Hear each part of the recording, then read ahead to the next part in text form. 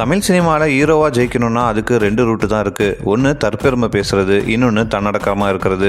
என்னதான் ஹிட் கொடுத்தாலும் இந்த 2 கேட்டகரிக்குள்ளே வரலனா உங்களுக்கு பெரிய ஃபேன் ஃபாலோயிங் இருக்காது. சிம்பிளாக சொல்லணும்னா சிவகார்த்திகேயனை விட அதிக பிளாக் பஸ்டர் படங்களை கொடுத்தது கார்த்தி தான். ஆனால் கார்த்தியை விட சிவகார்த்திகேயனுக்கு தான் இன்னைக்கு ஃபேன் பேஸ் அதிகம். அது ஏன்னு நோட் பண்ணியிருக்கீங்களா? ஏன்னா சிவகார்த்திகேயன் ஆரம்பத்திலிருந்தே தன்னோட பர்சனல் இமேஜை பக்காவாக பிராண்ட் பண்ணிட்டு வராரு. ஆனால் கார்த்தி அந்த விஷயத்தில் பெருசாக ஆர்வம் காட்டினதில்லை. கார்த்தியோட மனைவி பற்றியோ கார்த்திக்கு எத்தனை குழந்தைங்க இருக்காங்கன்னோ காமன் ஆடியன்ஸ்க்கு பெருசா தெரியாது.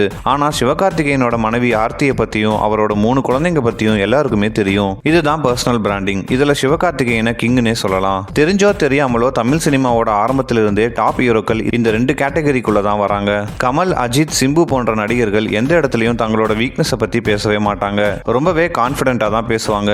அவங்களோட ரசிகர்கள் இதை தன்னம்பிக்கைன்னு சொல்லுவாங்க. இதுவே அவங்களை பிடிக்காதவங்க தற்பெருமை பேசுறாங்கன்னு கிரிட்டிசைஸ் பண்ணுவாங்க. இவங்களுக்கு ஆப்போசிட்டா இருக்க ரஜினி, விஜய், தனுஷ் போன்ற நடிகர்கள் எப்பவுமே தங்களை உயர்த்தி பேச மாட்டாங்க. எனக்கெல்லாம் ஒண்ணுமே தெரியாது, நான்லாம் சுமாரான ஒரு ஆள் தான், ரொம்பவே ஹம்பிளா தான் பேசுவாங்க. விஜய் சேதுபதியும் கிட்டத்தட்ட இந்த கேட்டகரி தான். மொத்தத்துல இந்த 2 கேட்டகரிக்குள்ள வந்தா மட்டும்தான் உங்களுக்குன்னு ஒரு தனி ஃபேன் ஃபாலோயிங் பெரிய அளவுல உருவாகும். ஆனா கொஞ்ச நாளா தமிழ் சினிமால இன்னொரு புது கேட்டகரி உருவாகி இருக்கு. அதுதான் சிம்பத்தி கிரியேட் பண்ற ஒரு கேட்டகரி.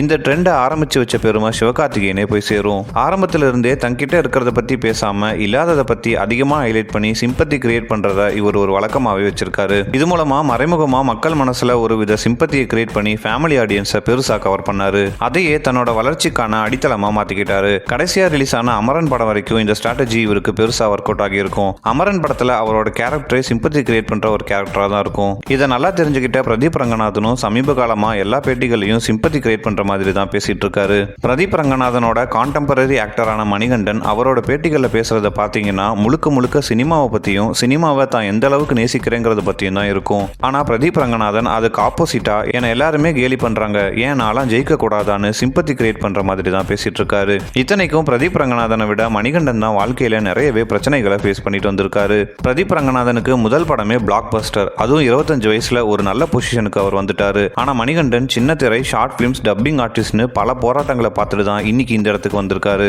ஆனா எந்த பேட்டிலையும் மணிகண்டன் இதை புலம்புற மாதிரி சொன்னதே இல்லை. அதே போல சினிமால தனக்கு நடந்த கசப்பான அனுபவங்களை பெருசா பேசாம பாசிட்டிவ் விஷயங்களை மட்டும் ஹைலைட் பண்ணி பேசுவாரு. அதாவது தன்னை விட தன்னோட படைப்புகளை தான் எல்லா இடத்துலையும் இவர் முன்னாடி வச்சு பேசுவாரு. ஆனா மணிகண்டன் சந்திச்ச அவமானங்கள்லையும் பிரச்சனைகள்லையும் பாதியை கூட ஃபேஸ் பண்ணாத பிரதீப் ரங்கநாதன் எல்லா பேட்டிகளையும் சிம்பத்தி கிரியேட் பண்ற மாதிரியே பேசி அதன் மூலமா தன்னோட ஃபேன் பேஸுக்கான ஸ்ட்ராங் ஃபவுண்டேஷனை போட முயற்சி பண்ணிட்டு வராரு. குறிப்பா இன்னைக்கு இருக்க ஜென்சி கிட்ஸ்க்கு மத்தியில இந்த ஸ்ட்ராட்டஜி ரொம்பவே ஒர்க் ஆகும். இதை மைண்ட்ல வச்சு தான் பிரதீப் ரங்கநாதன் தன்னோட எல்லா பேட்டிகளையும் இதை ஃபாலோ பண்ணிட்டு வராரு. இதை பத்தி நீங்க என்ன நினைக்கிறீங்கன்னு கமெண்ட் செக்ஷன்ல சொல்லுங்க. மேலும் இந்த வீடியோ பிடிச்சிருந்தா லைக் பண்ணுங்க. இது போன்ற வீடியோக்களுக்கு தொடர்ந்து நம்ம சேனலுக்கு சப்ஸ்கிரைப் பண்ணுங்க.